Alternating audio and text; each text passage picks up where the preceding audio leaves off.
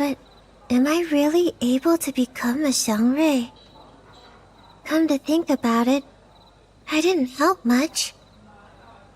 Maybe not. What? My teacher said the xiangrui could fly on clouds and possessed infinite power. This one was brilliant. They did it so subtly to where it's not in your face. But just like reverse 1999 fashion, it's still there. You guys must be wondering, what in the world is Cheko talking about? As you guys know, I've just finished the 1.6 storyline. It was very heartwarming in a way. You know how in the last episode I talked about my personal feelings when it comes to being perceived? How I cared a lot about how other people thought about me, which I'm sure a lot of people can relate to as well. In my own opinion, they really took that message home in 1.6, even though I feel like they did show a bit in 1.2. That even after everything has happened, everything is said and done, it's still you.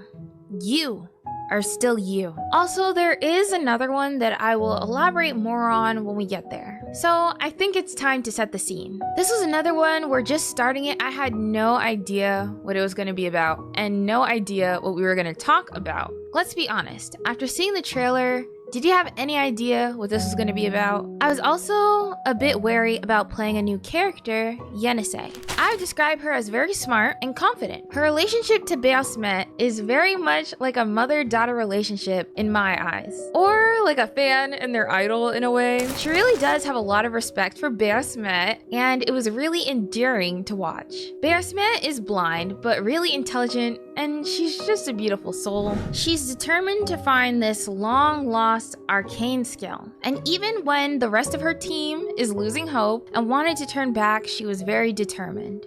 How much longer are we going to wait, huh? Long enough for the vultures to eat the flesh and bones? You. And in any fault, she is willing to take the blame and pay any consequence. The team was thirsty and they wanted to turn back due to the lack of water. After some convincing, they did end up finding water and everyone was happy, but something was still strange.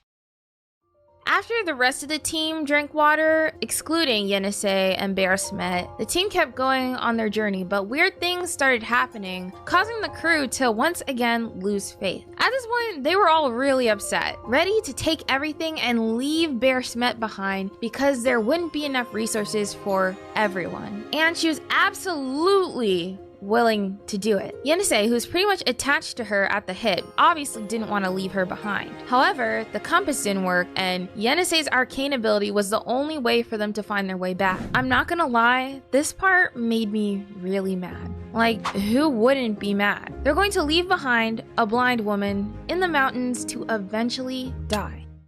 During this chaotic moment, everyone who drank the water earlier became horses, or what we now know are Lushu. A giant half-bird, half-man swoops in and essentially takes them, leading them to who knows where. Beosmet and Yenisei follow them to the best of their ability because they are obviously worried what will happen to them. In this altercation, the birdman pretty much tells them to turn back. Oh my gosh, oh my gosh, did they just turn into horses and gallop away?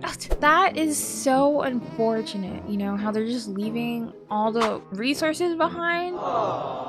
Go back. You know, you don't gotta ask me twice. And they do end up losing him. So at this time, what I noticed was even though they wanted to leave Beosmet to essentially die, and they were grabbing Yenisei against her will, they still wanted to help them. And I'm just gonna say they're better than me for that. This becomes even more apparent when we see Yenisei, especially Beosmet, trying to fight their way through the city gates of Pei City. Now in Pei City, it is the new year, so they're holding a Dusho festival. But still, the fact of the matter is they were gonna leave her to die. And she was fighting tooth and nail to get through that gate. And this is why I love Beosmet. And there are so many reasons why she's just so amazing. So after infiltrating the village, just kidding, a kind man helped them get through. They discussed the Featherman, learning that he dropped some horses off before to the jutsu, and that the Zuli might know something. However, her tales made people think she was possessed, and so she got sent home for the holiday. So the man suggested that it would be best to talk to the current Zuli, taking her place, which is none other than Janangzi. Janangzi is such a pure soul. She really does remind me of Orihime, which I mean that in the best way possible to describe her. She's friendly, optimistic, caring. She can't read, but she quotes a lot of lines from what seems like books or poetry. Everyone can't help but love her. Once running into her in the market, we don't learn much, but she does offer Yenisei and Bersmet to stay in the tavern for the night. There she offers them both water. Bersmet goes to bed, but Yenisei takes her up on her offer. Sounds like you have a lot of different kinds of liquor here. Sure we do. There are a lot of different liquors. The unfiltered ones, the clear ones, the ones made of herbs, the fine ones, and on and on. I thought liquor was just liquor. At least there aren't so many types in my hometown. Well, to be honest, I too have no idea why they are still liquor, though they have different names. If the color is the standard to classify them, then what am I when I'm wearing different colored clothes? Am I not 九娘子 anymore? That is to say, if your teammates are turned into horses or other animals in different colors, are they not your teammates anymore? They are, of course. Janangzu really wonders what really makes her her. Is it the clothes she wears or her hair? What makes her who she is? There are a lot of things that help make up one's personality.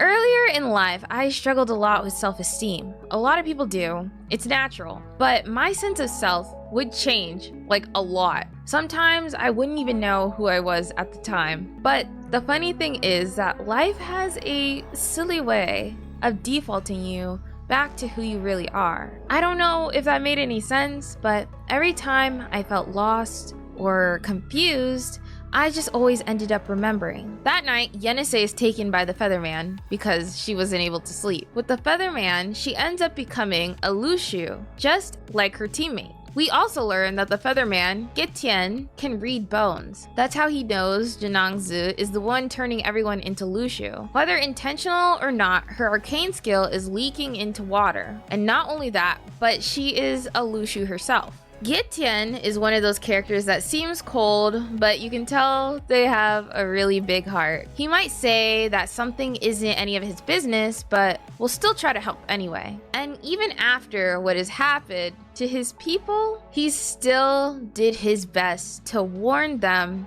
again and again and again. The same way Bersmet wasn't gonna leave her team behind, Getian didn't want to leave the people of Pei City to suffer their grim future. Even though he was wanted, beaten, and threatened, Getian did not give up.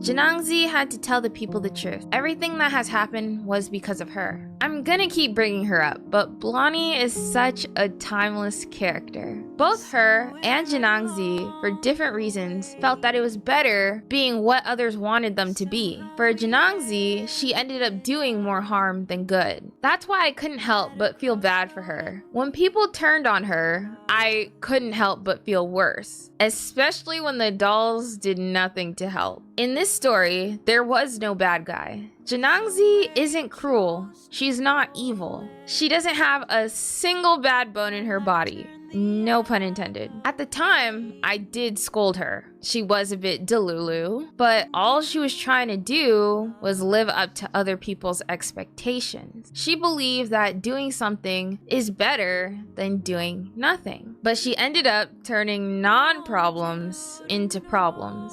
And that's all because she was trying to be the Shangri people wanted. That's why, in a way, I could see myself in her, and I could also see a bit of Blondie. Trying to be someone people expect you to be can end up doing more harm than good. And that could be for either others or, most importantly, yourself. Luckily, we do live in a world where even after you hurt someone, they will still be there for you to help you if you need them. And that's what I see in Getian, and that is what I see in Bersmet.